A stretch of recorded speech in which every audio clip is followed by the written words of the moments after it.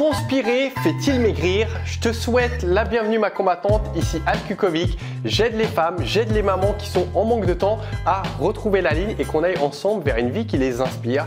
Aujourd'hui, tu te poses cette question, est-ce que plus je vais transpirer, est-ce que ça signifie que plus je vais dépenser de calories et plus je vais mincir? Je vais répondre à cette question dans un instant puisqu'elle est très intéressante. Juste avant, en dessous, je t'ai mis à disposition, tu peux cliquer un challenge de 7 jours qui est 100% gratuit du début à la fin.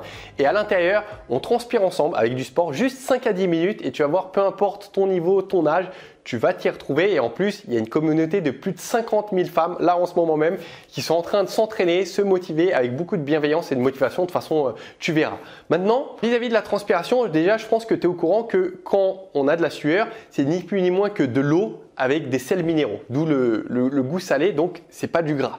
Maintenant, la question qu'on se pose, c'est est-ce que plus je transpire, plus ça signifie que ça marche? Je suis allé voir les études, j'ai cherché, j'ai fouiné et j'ai rien trouvé. Mais ça fait rien, on va réfléchir de manière cohérente et logique à se dire c'est quoi la transpiration? En fait, c'est un mécanisme de thermorégulation. Plus en fait je vais créer de chaleur à l'intérieur de mon corps, plus je vais transpirer.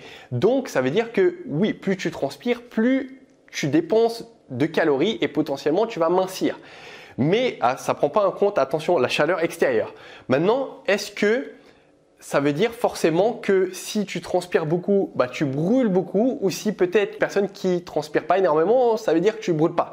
La réponse c'est non, parce qu'en fait, la transpiration qu'on a, elle va dépendre de plusieurs facteurs. Elle va dépendre de ta génétique, de ton poids, de ton âge aussi et aussi de ton niveau d'activité physique. Puisqu'il faut savoir que plus en fait on va faire de sport, plus notre corps va avoir tendance à transpirer facilement parce qu'il arrive à évacuer grâce au pores de manière simple. En fait, on est entraîné en quelque sorte à faire une activité physique et à dépenser, à extérioriser en fait cette chaleur qu'on est en train de créer à l'intérieur de nous.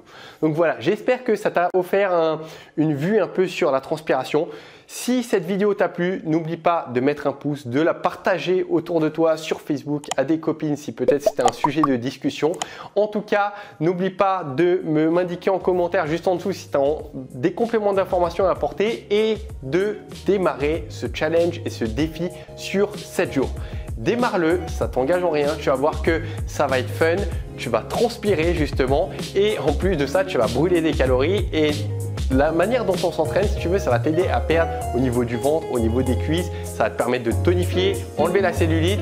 Et voilà, c'est rapide, c'est dans la bonne humeur. Donc, je te dis à très vite au sein du challenge, au sein de la chaîne YouTube peut-être. Et d'ici là, n'oublie pas, on ne lâche rien dans ce qu'on fait. Ciao ma chère.